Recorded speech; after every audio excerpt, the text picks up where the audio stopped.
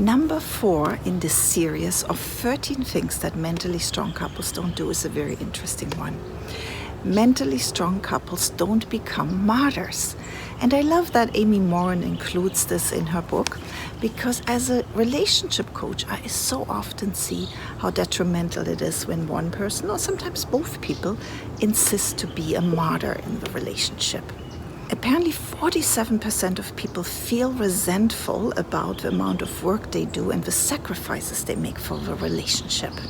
Our relationships require sacrifices. Sometimes that could be a bigger sacrifice, but most of the time it is simply smaller things we give up in order to invest into the relationship or into the family. The problem is that a martyr insists on suffering more than their partner and on sacrificing more than the other person is.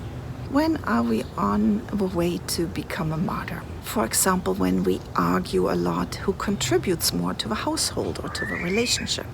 Or we constantly feel our efforts aren't appreciated.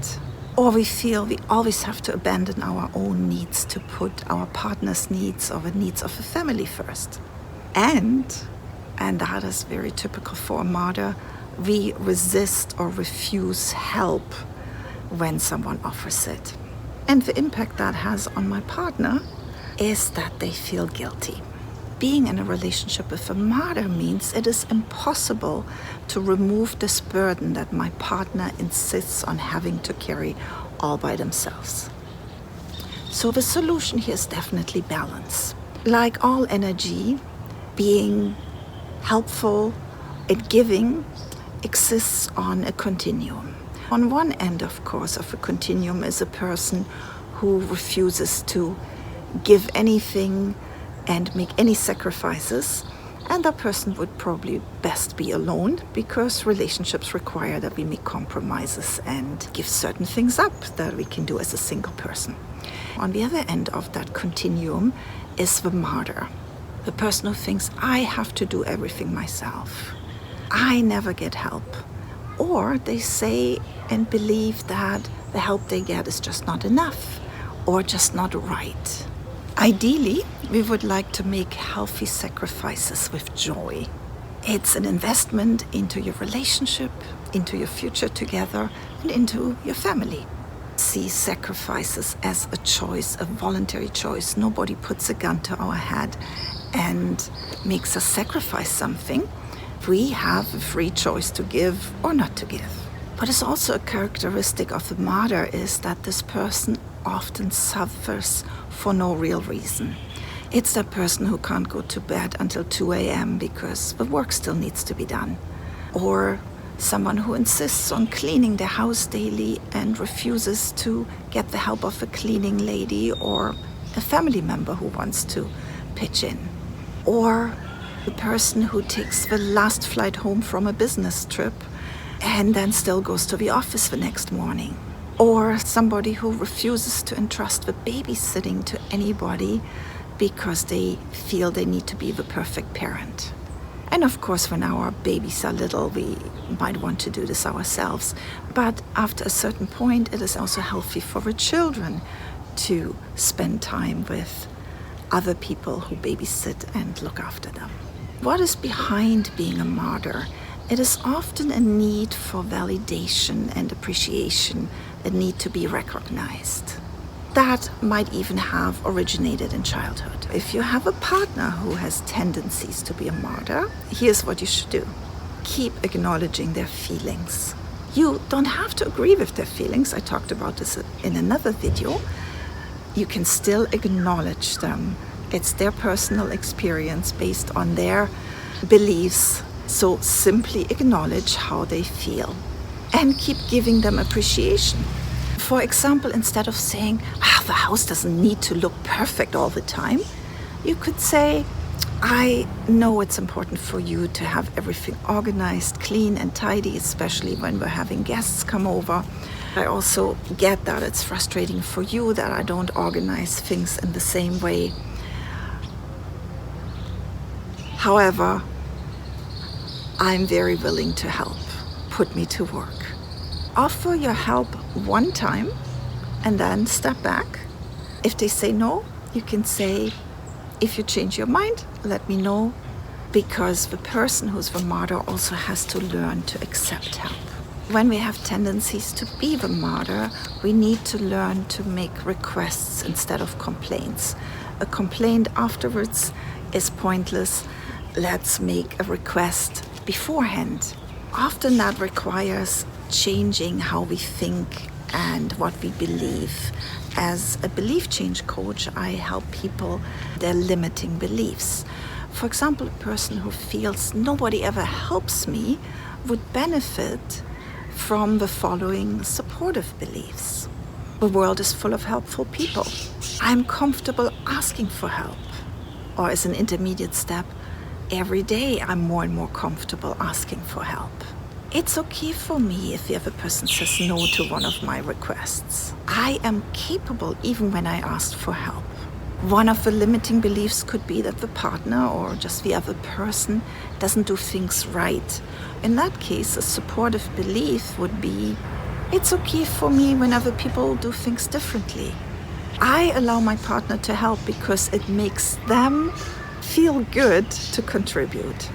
Of course, we also often bump into perfectionistic beliefs.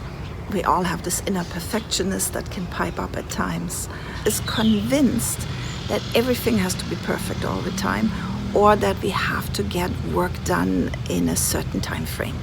More supportive beliefs would be, it's okay to finish some work tomorrow. I allow myself to stop before this work is finished. I am comfortable allowing my accomplishments to be imperfect at times. I embrace more and more moments of imperfection. I am perfectly imperfect. I am lovable when I'm imperfect. I am lovable when I make mistakes. I am lovable the way I am.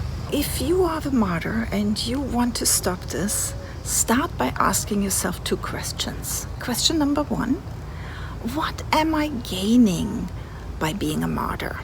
What am I hoping to get by doing everything myself and then complaining? Is it recognition and validation I'm looking for? Or do I maybe even like that my partner is feeling a little bit guilty and feels indebted to me?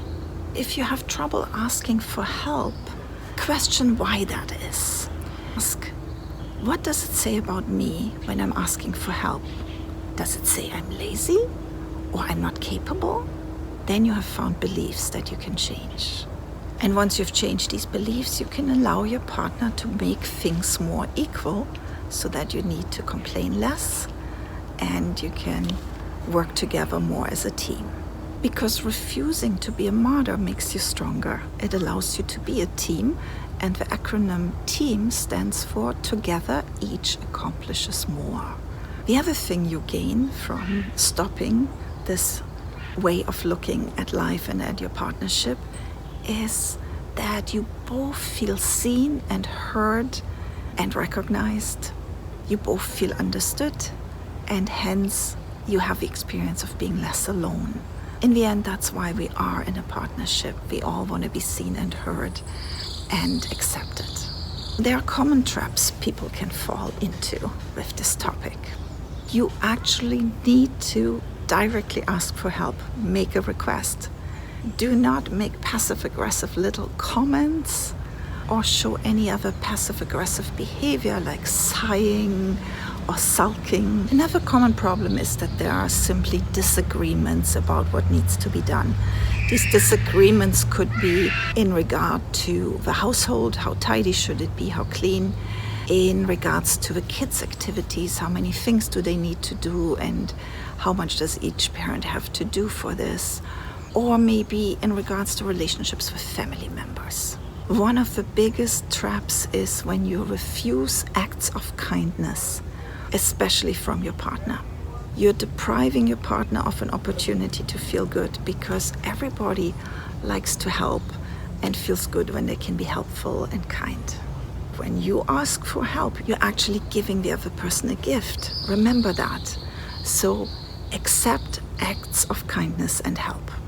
Another problem I've come across coaching couples is that one person is the planner in the relationship, the one who initiates everything, strategizes, organizes, plans ahead to the future. And the other person is way more in the moment and quite happy the planner is doing what needs to be done. Both energies are useful and beneficial. It is important to be in the moment, to actually enjoy life, because only this moment is real. It's also important to plan ahead for the future. If we want to go on vacation, we have to make some sort of plans, for example. So in this case, the work is taking a step towards each other.